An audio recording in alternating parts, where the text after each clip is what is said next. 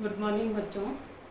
हम पद्य का पहला लेसन पढ़ रहे थे और उसके अंदर मैंने आपको रैदास का जो पाठ पढ़ाया उसमें दोनों पद्य रैदास के दो भाग थे पद्य के, वो मैंने समझाए आपको। उनका शॉर्ट में हम प्रतिपाद्य देखेंगे। पहला जो पद्य है उसमें रैदास जी ने लिखा है कि अब कैसे छूटे राम नाम की रट लागी।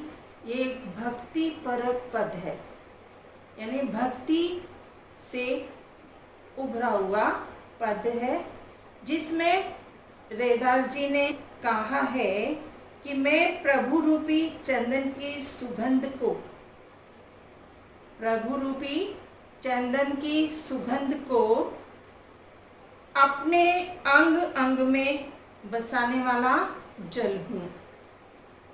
यानी जो चंदन होता है वह अपनी सुगंध को छोड़ता है। जैसे ही पानी में मिलता है तो उसकी सुगंध चारों तरफ व्याप्त हो जाती है। उसी तरह से प्रभु को बादल और रैदास जी खुद मोर हैं, तो मैं मोर हूँ। प्रभु आप बादल हैं और मैं मोर हूँ। तो बादल जब घुमड़ते हैं तो मोर क्या करते हैं? बादलों को बरसने के लिए बोलते हैं, आवाज करते हैं। आपने सुना होगा कि बरसात के दिनों में जब बादल घिर आते हैं तो चारों तरफ मोरों की आवाज हमें सुनाई देती है। यहाँ पर भी जो रैदास जी हैं उन्होंने प्रभु को बादल बताया है और अपने आप को मोर बताया है, क्योंकि वो भगवान के अंदर समा चाहते हैं। यानी इस तरह से वो सब चीजें बनकर उनके अंदर समा रहे हैं। उसी प्रकार प्रभु को चांद और खुद चकोर बने हैं। तो चांद जो चकोर पक्षी होता है, बरसात में या जो रात होती है तब चंद्रमा निकलता है, तो चकोर पक्षी उसके प्रेम में इतना पागल होता है कि वो उसी को ताकता रहता है। तो यहाँ हमारे जो कवि रैदास हैं वो भगवान की प्रेम में इतने तल्लीन हैं कि वो उन्हीं को चकोर पक्षी की तरह ताकते रहते हैं।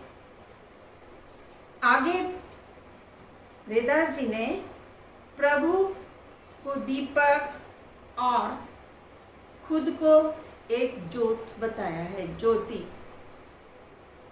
प्रभु दीपक है और उसमें दिन रात जलने वाली बाती कौन है? रैदास। तो वो जो बाती है वो क्या कर रही है? जलकर सबको रोशनी प्रदान कर रही है। प्रभु मोती है तो मैं धागा। तो यहाँ पर कवि ने प्रभु को मोती के समान चमकता हुआ बताया है और खुद रैदास जी ने अपने आप को उसमें मोती के अंदर पिरोया हुआ जो धागा होता है वो बताया है। क्योंकि वह हमेशा प्रभु के पास रहना चाहते हैं और उनमें समा जाना चाहते हैं। उसके बाद प्रभु को स्वामी और खुद को दास बताया है। इस तरह से कवि ने प्रभु के यानी भगवान के और अपने साथ अनेक संबंध बताए हैं। तो उससे हमें ये लगता उससे हम ये जान सकते हैं कि प्रभु और हम अपने आप को उनके साथ जोड़कर रख सकते हैं, जैसे कवि ने अपना संबंध बनाया हुआ है। दूसरा पैराग्राफ का प्रतिपाद्य है कि ऐसी नाल तुझ बिन कौन करे। इस पद का प्रतिपाद्य ईश्वर के कृपालुता और दीन दयालुता का वर्णन किया गया है। इस पद्य में प्रभु की कृपालुता और दीन दयालुता का वर्णन किया गया है। वेदास के अनुसार यानी कवि के अनुसार ईश्वर दीन दुखियों को उबारने में योग्य है, समर्थ है। यानी जो ईश्वर है वह सभी दीन दुखियों को, यानी नीच से, जो नीच जाति में है उसको उच्च जाति का बना सकता है, जो दीन है, दीन दुखी हैं, उनको क्या बना सकता है, संपन्न बना सकता है। और जो अछूत हैं उनको, जो तुच्छ मनुष्य समझे जाते हैं, उनको भी महान बना सकता है। वह गरीब मनुष्य को राजा का दर्जा दे सकता है और तुच्छ व्यक्ति को उच्च बना सकता है।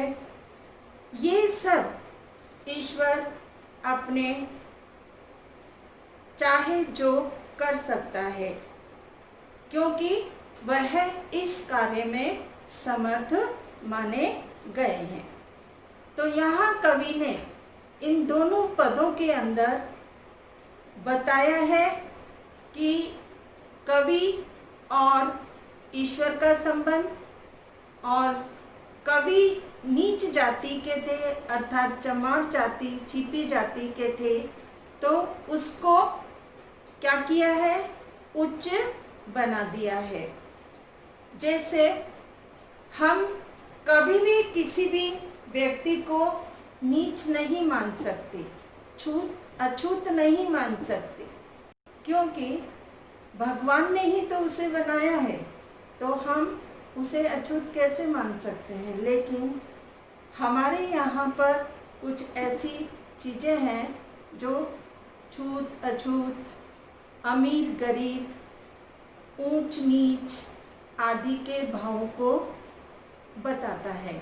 लेकिन यहाँ कवि ने वह सब को अलग किया है, क्योंकि कवि नीच जाति के होते हुए भी ईश्वर ने उन्हें बहुत ऊंचा दर्जा दिलाया है, इसलिए कवि उनके शुक्रगुजार हैं। तो आज हम इतना ही पढ़ेंगे।